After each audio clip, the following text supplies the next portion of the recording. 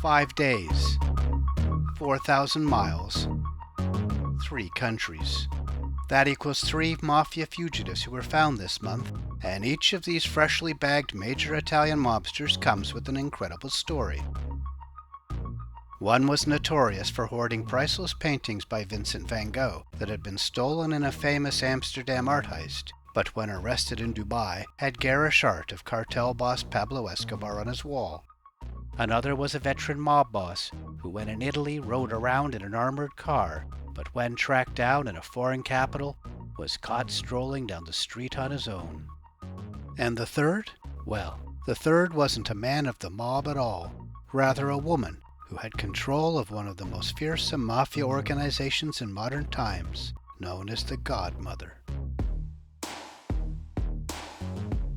The mob reporter here with news of 3 major mob figures whose time on the run ended abruptly, in quick succession this month, and the stories of who they really are, and why they were among the world's most wanted. Let me tell you about it. I'll begin with the last to be caught. On August 7th, 2021, a powerful and feared boss of the Camorra, Maria Licciardi, was arrested in Rome at the airport in Italy's capital as she was trying to fly out to visit her daughter in Malaga, Spain. The world has been transfixed by Licciardi as a rare female boss in the muscular macho world of the Mafia. The Camorra is the Mafia that formed in the region around Naples, and sits alongside the Cosa Nostra of Sicily and the Ndrangheta of Calabria as among the oldest and most powerful Mafia organizations. Now 70 years old, Licciardi has been a powerful Camorra figure for 30 years. Daughter of a mobster, wife of a mobster, sister of 2 mobsters, she was born and raised in gangster life in the same neighborhood where she went on to rule its streets. She seized the reins of her family's clan after the arrest of her brother, the boss of the Licciardi clan, in 1993. After he died in prison shortly after, her control was complete.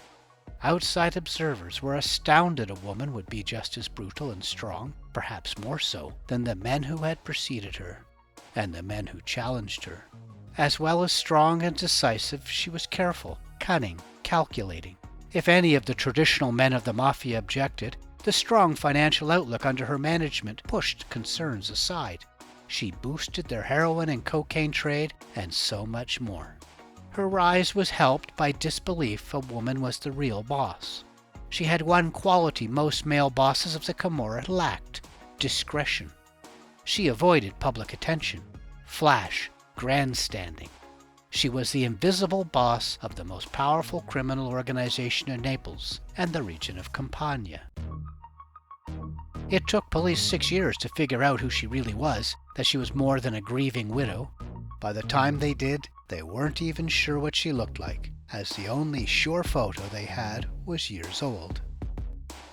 It wasn't until 1999, when a split in a Camorra alliance sparked a brutal and deadly war, that police attention focused clearly on Licciardi. Even then she eluded them. She remained frustratingly just out of their reach.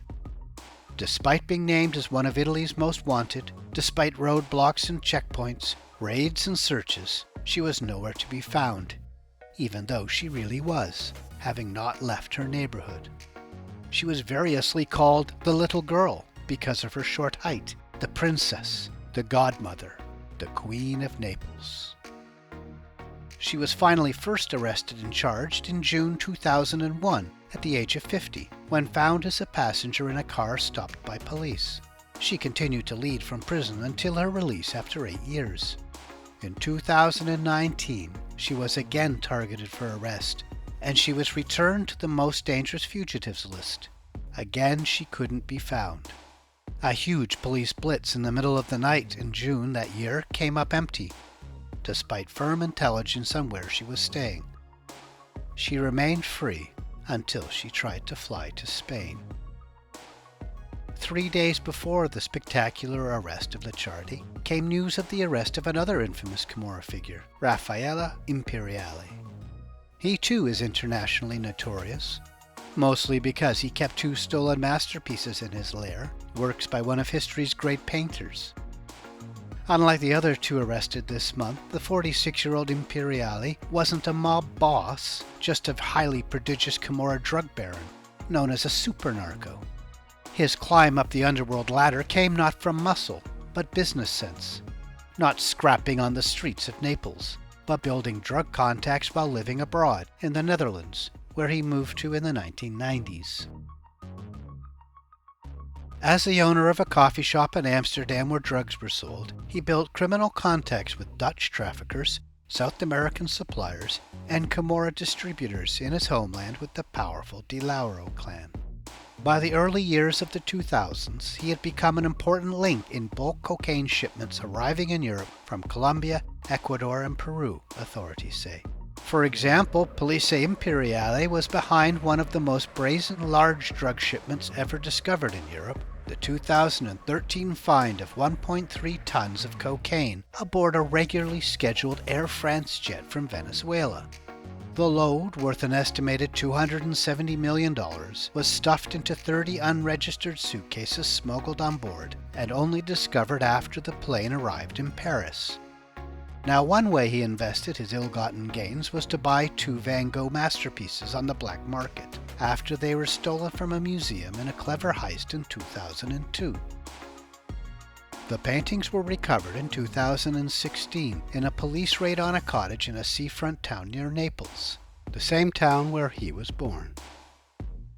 That was the same year he was placed on the most dangerous fugitives list.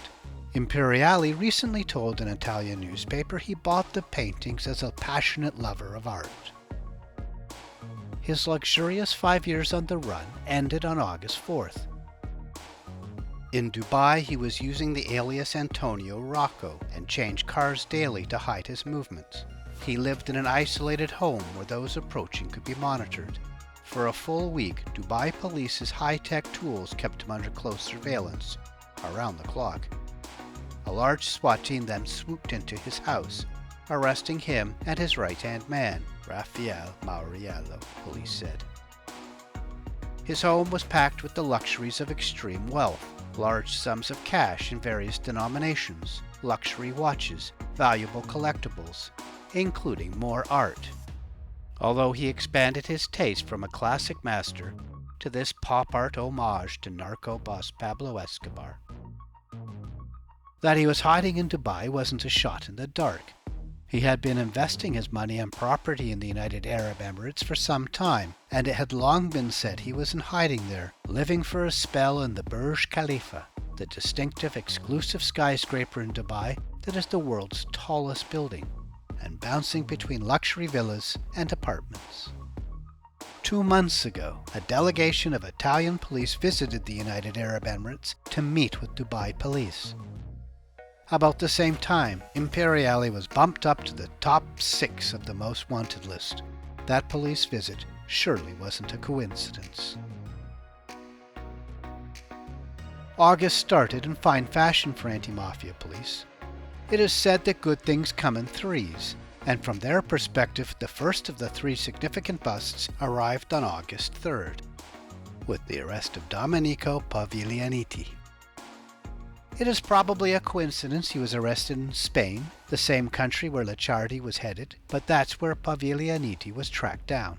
He was pinched off the street as he strolled through Madrid, Spain's capital, by police who snuck up behind him. He didn't struggle. Authorities say he was carrying false Portuguese identity papers, 6 cell phones, and almost 6,000 euros in cash, in 200 euro bills, the highest denomination euro note still in production. A search of his apartment found 5 more phones. Unlike the others, Paviglianiti, now 60, doesn't have a large international profile. Well, he didn't until this arrest. But in Italy he was considered an important boss of the Ndrangheta and wanted for a number of charges. Police say he may be responsible for as many as 130 mob murders. One of 4 brothers, he is named as boss of the clan that bears his family name, an organization that seized control of several towns a few miles southeast of Reggio Calabria, including San Lorenzo, Bagalati, and Condofuri. His clan became the dominant power in the area in the 1980s, during what is called the Second Ndrangheta War, a furious conflict that reorganized the power structure of the Reggio clans. 1,000 people may have died in the drawn-out struggle, but not Domenico Paviglianiti. He allied himself with the more powerful De Stefano clan and rode out the war in an armored car, while the manpower and resources of his local rivals eroded. His clan infiltrated municipal affairs to a remarkable degree. Corruption became a specialty. In 2014, for instance, a large police operation arrested 52 people linked to the clan. Among them was a corrupted member of the Italian Coast Guard.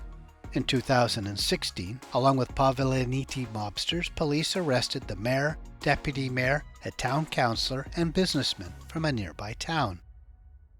Like a number of other visionary and 'Ndrangheta leaders, Paviglianiti recognized the vast economic potential of Italy's north, and he swooped into Lombardy, building relationships and allies around Milan. There, police say, the clan engaged in drug trafficking and arms dealing, moving substantial loads of heroin from Turkey and Pakistan, and cocaine from Peru and other South American countries. It made clan members rich, and like many investors, they looked to the energy and resource sectors. In 2018, members of his family and members of his clan were busted for forcing their way into large government wind farm contracts. Another mayor was among those arrested. The probe was called Operation Gone with the Wind.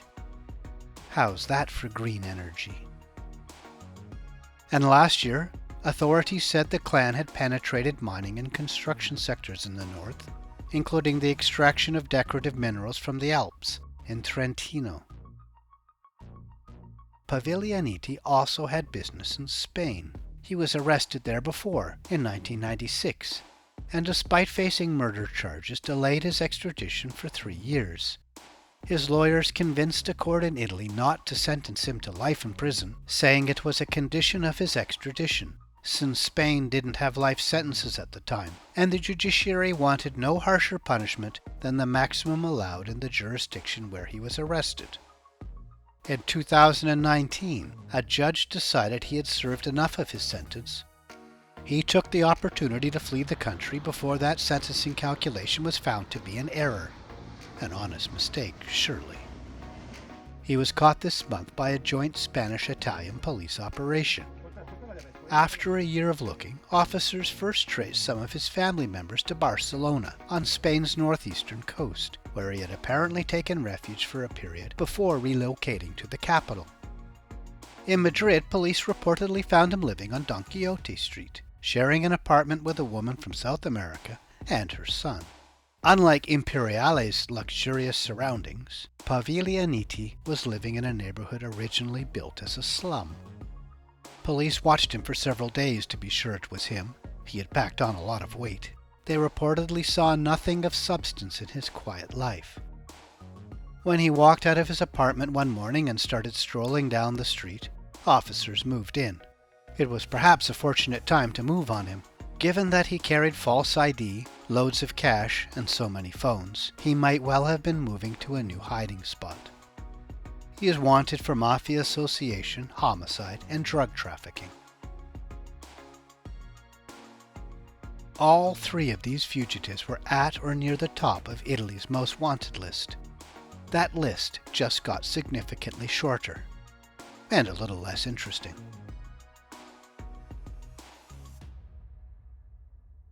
Thanks for watching.